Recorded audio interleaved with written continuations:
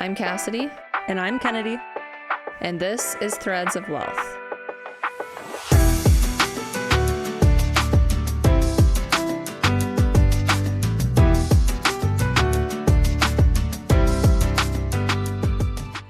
Today's episode is one that is close to both of our hearts, our journey to eating healthy and what that's looked like as moms, wives, and honestly, as real people trying to make it all work. We want to be super real today because eating healthy sounds so simple until you try to fit it into your actual life with kids, work, budgets, cravings, and zero time. If you've ever thought, I want to eat healthier, but this feels hard and expensive, this episode is for you. So let's just start from the beginning, like when we grew up. I feel like we grew up in the 90s, early 2000s. And honestly, that was kind of where like that era of prepackaged foods were really coming out. I mean, I think it really started in the 80s, but it was getting to be more popular in the 90s. And like they were being marketed as healthy. And before, the truth was more exposed later, but that's really what we grew up on, I feel like. And to, no one's fault because that's what everybody believed at the time was that it was healthy. Right. I mean, I remember for breakfast every day before school, we would have, there would be days where we would have the French toast sticks, but then there were days where we would be having like a piece of sausage and cream of wheat, which Dad loved for some odd reason, which we thought was disgusting. I bet like kids today don't even know what cream of wheat is. No, don't try it. It's terrible. But I would have back then considered that to be a healthy meal. And and now looking back, I'm like, I can't really believe that we ate that. And again, it's nobody's fault. It's just how it's marketed and how the world basically operated then was that almost the simpler the packaged food, the better, if that makes sense. And or the more accessible, the easier, the better. And that's just completely backwards from what I believe and what we believe now, which is crazy. I remember making hamburger helper for Booker, our brother, and we used the beef that we got from our grandpa, and was thinking this is a really good solid homemade meal. Seeing the hamburger helper packaged meal, which is crazy. But I remember thinking like, we're eating hamburger healthy, we are eating or hamburger helper, we are eating healthy. We're eating healthy. And even like I think about now, like if I'm gonna make like brownies or cookies or something, like even something that's like a treat, it's actually not like I would have back then. We made it from a box, and I wouldn't have been able to fathom like how could you ever make this from scratch, like but like you do it now is really not that much more difficult. No, but like at the time, it's like everything just it felt like came from boxes and like it was prepackaged and we just didn't know any better. I think one of the biggest reasons for that is just the prep work, the preparation. I remember we would go over to our grandma's house and she always had homemade ice cream. She would always have a homemade baked good, always homemade anything you could really think of. And I just remember, she is amazing. But I remember thinking she was like superhuman because she had all of these things homemade and thinking, how can one person possibly do this? And the older I've gotten and the more I've really dived into all of these things, I think the prep work and the preparation is huge and key to being able to stay on top of that and eat whole and better foods. Yeah. And it's not like I don't ever want to be someone that gives off the impression that like it's easier than like it's an easy thing, because it's really not. I feel like you have to really make the decision that it's worth it to do that. And I think that there's definitely there's ways to do it that it's not as complicated as it seems. I think from like if you're just getting into like, okay, I want to start making things from scratch, like it seems like you gotta like be a homesteader and you don't work and this is all you do, but it really doesn't have to be that way. There's like you said, you can prep it, you can it's just like really diving into it. You don't know until you try it, right? And I think another huge reason people don't dive into this part of wellness and healthy living is because of the costs. And yes, unfortunately buying organic or buying whole foods and produce and all of those things are definitely more expensive, and going to a healthier organic grocery store is more expensive. But you can also look on the other side of it, where, you know, when I started my sourdough starter, you can use it for everything. It's not just bread. You know, I would use it to, you would use the discard to make pizza crust, and then you can make homemade pizza, cookies, brownies. Some of the literally the best brownies I've ever had were from the sourdough discard. And so it's not necessarily that every product or every item requires different things. It's that, again, going into the preparation and really just digging into it and not thinking it's a one size fits all approach, is that, you know, you just start and then the ball just gets rolling from there. And it's not as difficult as it seems looking from the outside in. I'd be curious on what your meals look like too, but like the best thing that I ever did was just like simplify meals. Like it doesn't have to be like a 5-course meal every night. Like we eat a lot of just meat. Like taking like, and we eat mostly beef. Because it has like the most nutrients in it for meat, and we just believe in eating like red meat. But like it doesn't have to be like, you don't have to go and cook an Italian cuisine every night. 5-course meal every single night. We eat a lot of the same things, honestly, like you. We are big red meat eaters, and honestly, you ask Tanner, and probably at least 3 nights a week we eat the same exact thing. We either have like just a hamburger, we don't usually have buns or anything like that, or I make ground beef, literally just brown the ground beef and make some potatoes. And it's funny because it was like trending on TikTok for a little while. You know, I can't remember if they called it something specific, but it was literally just ground beef, cottage cheese, avocado. Yeah, the bowl. And that bowl. Funny. And everybody was all over social media, TikTok, Instagram, being like, this is the most amazing thing I've ever had. And it was trending. And I'm like, we eat this all the time. You know what I mean? Simple.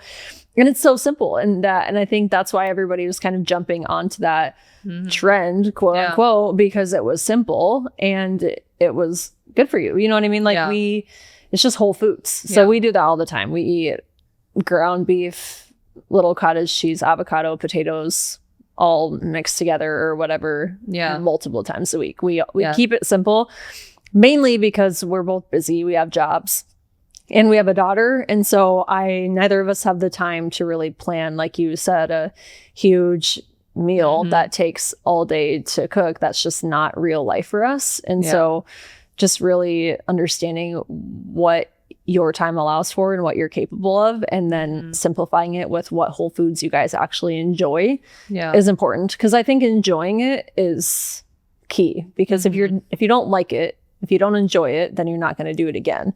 And so you have to find those things that you like to eat, that you think taste good, that are also whole foods and good for you, and then just keep making them. And there's nothing wrong with repetition. Yeah, exactly. Yeah, I find that the meals that, because like now I'm in a different, like the stage of life where you're trying to figure out what toddlers will eat. And like, but I will say that although you gotta, like, you want to find what they like, I'm also not going to be making different meals for the kids. I'm like, this is what I made, so this is what we're going to eat.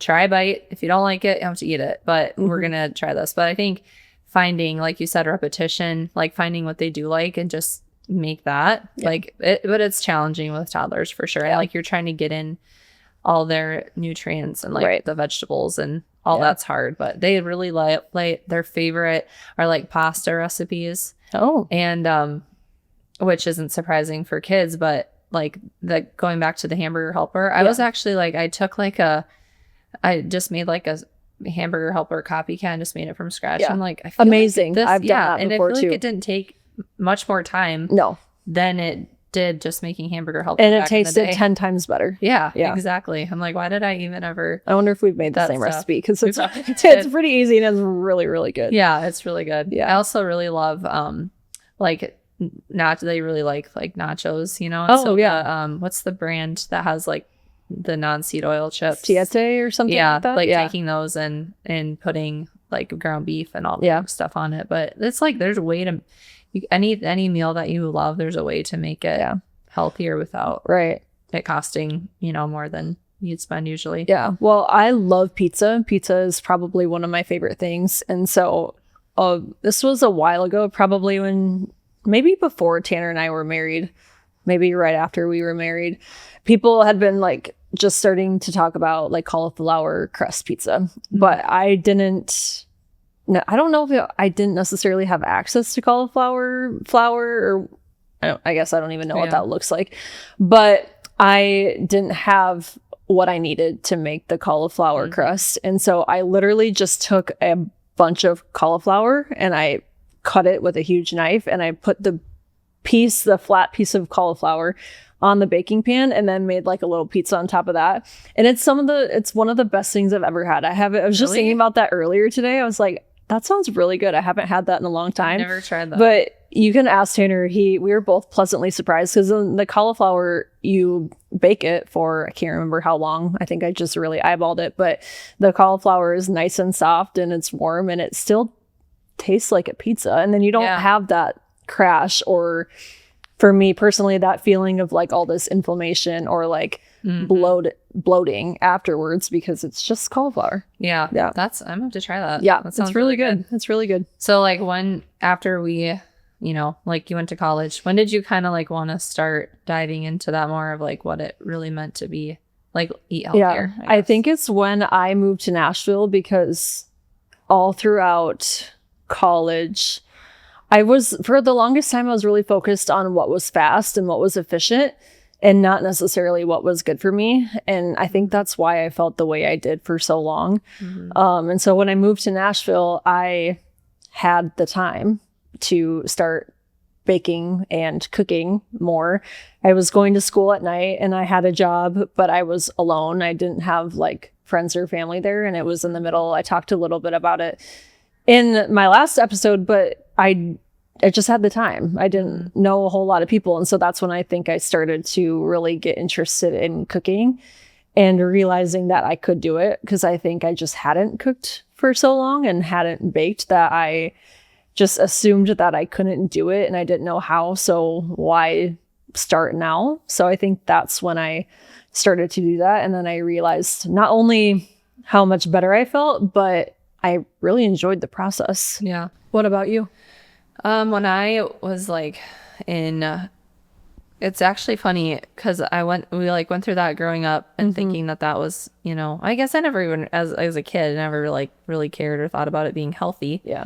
But then when I got to college and I really like enjoyed learning about being healthy, but I totally was like off track I was doing like, it makes me sick to think about it to this day, how much sugar-free stuff I was consuming. Yeah. Sugar-free and fat-free. And that was like that era of like marketing, everything had to be fat-free. And I was like hardly eating whole foods. Like I would go and get the protein bars that are actually probably worse for you than just going and getting a candy bar. Right. Like it has so many chemicals in it. And I would eat so many of those, and then protein shakes, and not all of those are bad. There's good ones out there, but just so much fake food. Yeah. And I remember just feeling, I didn't know it at the time, but then when I started to, just like 3 years ago, start eating like real whole foods and understanding that it's actually crazy how much of a different person I feel now compared to then. Like I look back, like in college, how tired I was all the time. No energy. Even like playing sports in high school, I couldn't even like run up and down the basketball court without I was completely winded every time. Yeah. I remember mom and dad being like, you need to hustle. Like, why are you so slow? Why can't you run down the basketball court? And I was like, I don't know. I don't know why I can't. And now I look back on like if I, would have been eating whole foods, would I have felt different. And your body physically couldn't. Yeah. I was just like so tired and not necessarily sick, like showing symptoms sick, but I think I was internally sick and my body just wasn't functioning. Yeah, no, it's crazy. Even when it comes to being postpartum, I thankfully meal prepped and then froze a lot of things ahead of time, so that, because I just knew that I'd, probably wouldn't want. I had never been postpartum before, but I just kind of assumed that I didn't want to be in the kitchen cooking all the time. Yeah. And so I think that really helped me. And I think that that's a simple thing to do for yourself and for your body, especially postpartum. Yes, in your day-to-day life, it's extremely important, but especially postpartum when your body's going through all these changes and you desperately need those nutrients, not just for you, but for your baby as well. Otherwise, who knows? I probably would have been door dashing. I probably would have been doing whatever I could to just eat something. Yeah. That took no effort and no time. And so I think meal prepping is huge. I know a lot of people don't like to meal prep because one of the time it does take time to meal prep, obviously, and because but it saves time later. And I think, a lot of people think that you just have to eat the same thing all week long. And I don't think that's true either. I think there's ways that you can be creative with that, but you're never going to figure out what works best for you and what you like best if you don't just try and kind of get creative with it. There's no right answer as far as meal prepping or eating whole foods for you and your family. You just kind of have to try and see what works for you. Yeah. And also, like, if you're going to make a meal, I remember postpartum, what helped me a lot too is if I'm going to make a meal, like make 2 or 3 times it and then freeze it so you can have it later, or just make enough so you can have it throughout the week or something. But yeah, I think you were really good after, like, for it being your first baby. After I had my Addie, like, I was not very good with my nutrition, and I noticed a huge difference between my first and third, because after my third I took it very seriously. So it's impressive that you got that down, like, with your first pregnancy postpartum. Well, I wouldn't say I got it down, but I at least saw the importance of it. I saw the importance of it, and now what's great is that I can learn from where I got it wrong, I guess, my first time, and apply that to, God willing, I have another kid or so, and I can apply that to that situation as well. But again, if you expect to try it for the first time and to perfect it, then you're probably never going to try it again, because if you expect perfection right off the bat, then you're kind of setting yourself up for failure in a sense. And I don't mean that to sound overwhelming. I mean that to sound freeing, because it gives us the opportunity to mess up, and it gives us the opportunity to grow. Yeah. Most importantly. That's really good. That's true. One thing we both added into our routines lately is H2 Tab, the first company fully dedicated to molecular hydrogen tablets. And it's so simple. You just drop a tablet in your water, it dissolves, and your water becomes infused with pure molecular hydrogen. And we've genuinely felt a difference. I love taking that along with the Daily Essentials vitamin packet. It helps my body combat oxidative stress and supports natural energy without feeling jittery. The days that I have accidentally forgotten, I really notice a huge difference. Yeah, I've also been using it after my workouts, after I teach Pilates, or even when I'm traveling. I notice better recovery and overall just better mental clarity. If you want an easy wellness habit that actually fits into your real life, check out drinkh2tab.com and use our code THREADSOFWEALTH for 10% off. That's code THREADSOFWEALTH. Wealth is WELLTH, Threads of Wealth, for 10% off. And I think, we would both say and just reiterate always that it's not going to be perfect. And like, we're not perfect. I mean, I'm not perfect to this day. We will, like, we're still real people. We're going to go out and eat.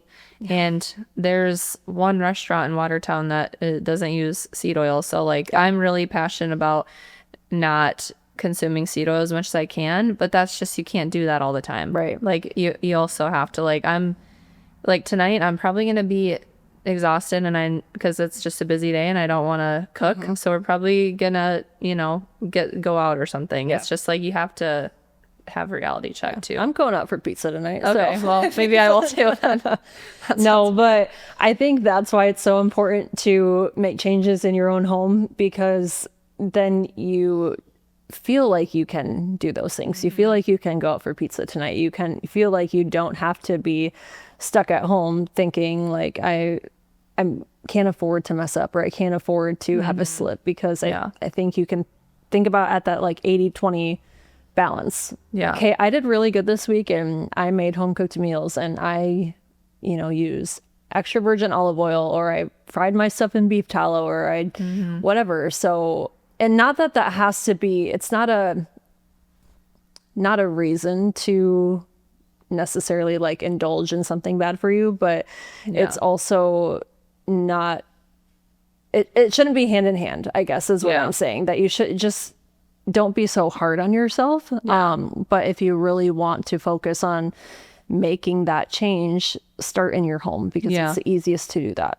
For sure. Yeah, like take it seriously and like understand how it impacts you and affects you, but like also you got to have that balance of having grace for yourself too, right? Because that pressure, we don't give enough credit for like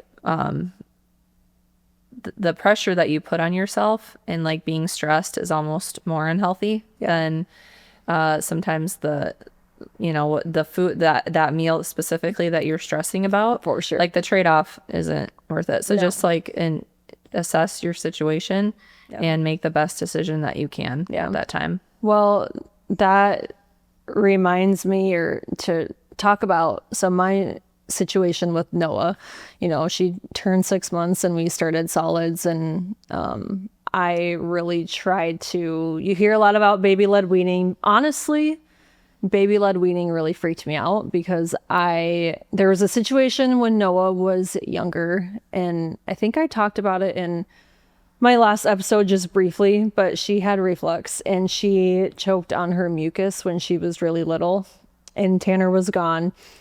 And I like flipped her over and she was like turning purple, like she was not breathing. And so I ran over to my neighbors, because my neighbor is a doctor, and I was like, she's not breathing, I need help. And I didn't think an ambulance would get there on time and all those things. And so by the time I had gotten there, she had thrown up all the mucus all over me and she was breathing and she was okay.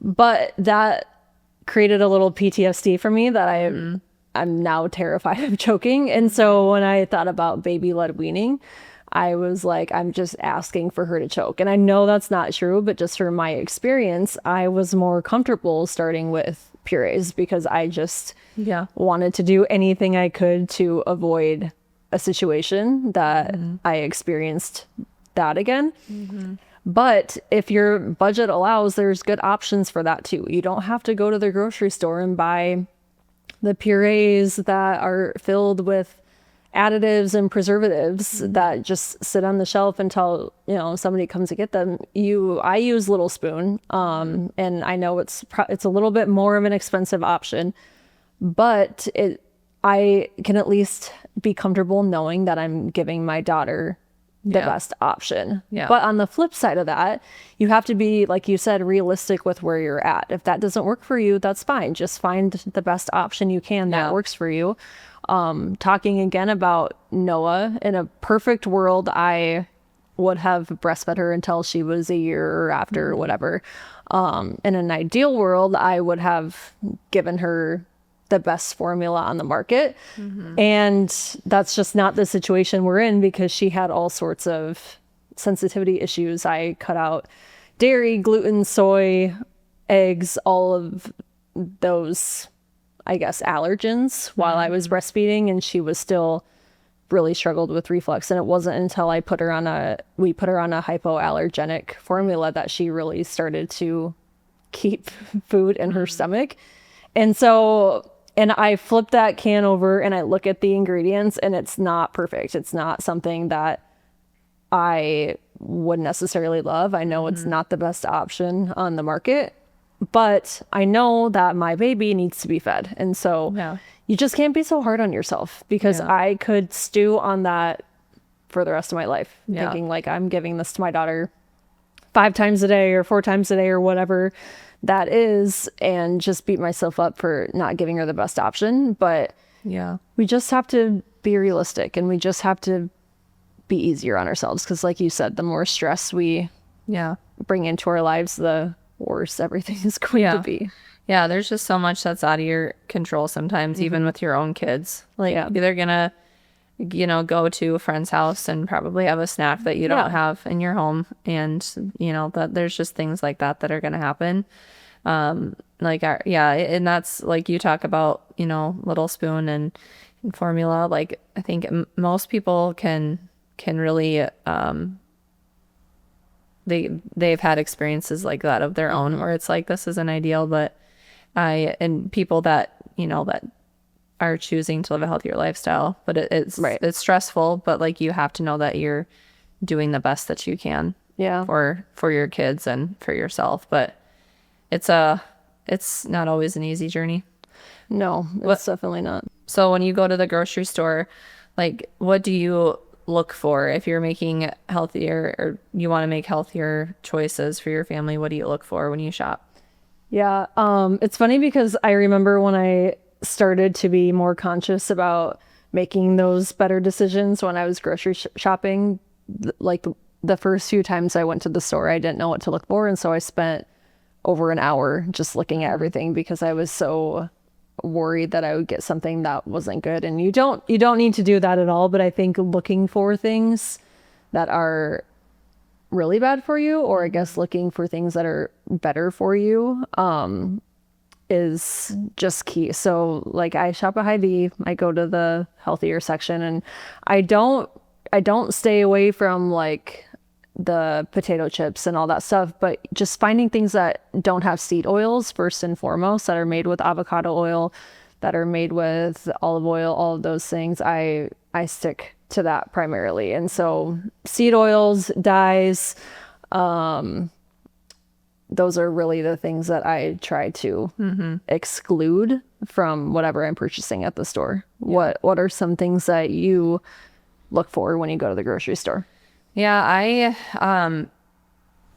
agree. I'd say like when I first started, I like started to really look into this and look into ingredients. Like I remember the journey of trying to figure out what ingredients were good and bad was really overwhelming. And so I just took like little things at a time. So I think I started with seed oils first, and then dyes, and then chemicals and preservatives, all those things. And I figured out like when you turn over a label and it has all these things, like what is what. Right. And I would spend sometimes where I would like take a picture of it and then look up. I mean, it's a little extreme sometimes, but I would look up like what exactly this ingredient was so that I knew.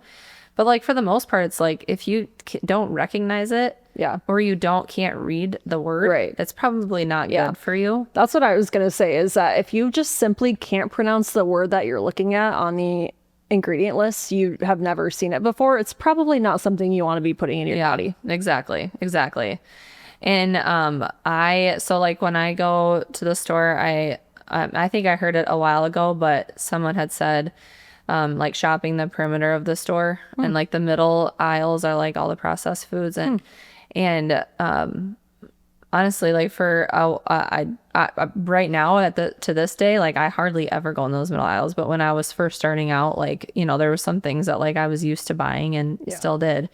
But like just getting like your like your dairy and your produce and in that section, and then your vegetables or your produce, all that in one section, your dairy, your all that in another section. But I also use like online. So there's a couple places, Thrive Market, and then Love Thrive Market. I'm gonna mispronounce it, but it's Azure Market, which it's a little more complicated because you like go online and you buy your groceries, and then like so like in Watertown, for example, like everybody in Watertown that buys things from them, a semi comes, and it's called the drop ship, and they come and unload like these pallets, and people come and pick up their order. I've never heard of that. Yeah, it's actually amazing, and all of their food is organic, and so you can just go in there and like everything that you pick is going to be a good product. So I've been using them a lot. Cool. Yeah. So like I'll go to the store for like, the basics, but I try to get all of like my, like snacks for the kids, try to get that on there. And then I'll say too that like everybody's budget is different. And so you can't, don't get overwhelmed by that. And again, do what you can do. Like it's just, cause I will say like, if you're going to buy snacks for your kids, and you're going to get like a replacement for goldfish or a replacement for animal crackers, that's going to be more expensive. Right. Like it's just that's the reality of Right. organic foods. So just do what you can. And if you can just cut them out as much as you can, Right. do that. Honestly, I think that like you had just mentioned and that we talked about earlier, that I think there's that common understanding that eating healthier is more expensive, but honestly, you just get rid of everything, like you said, that has the toxins, that has all the additives, preservatives, ingredients that you can't understand, you can't read. That really just eliminates a lot of snacks, a lot of stuff that is not necessarily, I guess, necessary to have on hand or in your pantry, in your home.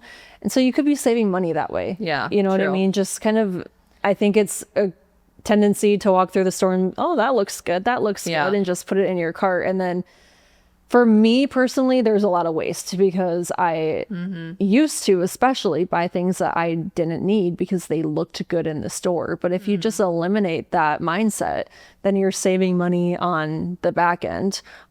Also, shopping in bulk is huge. I mean, it's just Tanner and I and Noah, our 10-month-old daughter, but we have a Costco membership and we go to Costco all the time because you can freeze things. And, you know, we buy chicken in bulk. We buy a lot of things in bulk and especially produce. I can't even imagine having 3 basically toddlers and buying all the fruit. It's expensive for just us as it is, but buying in bulk is you go through a lot of berries, a lot of fruit. They like their fruit. So if you're like talking to anybody really, maybe you want to go the mom route, but like anybody that just wants to start with one thing to switch first, what's the easiest one you'd say?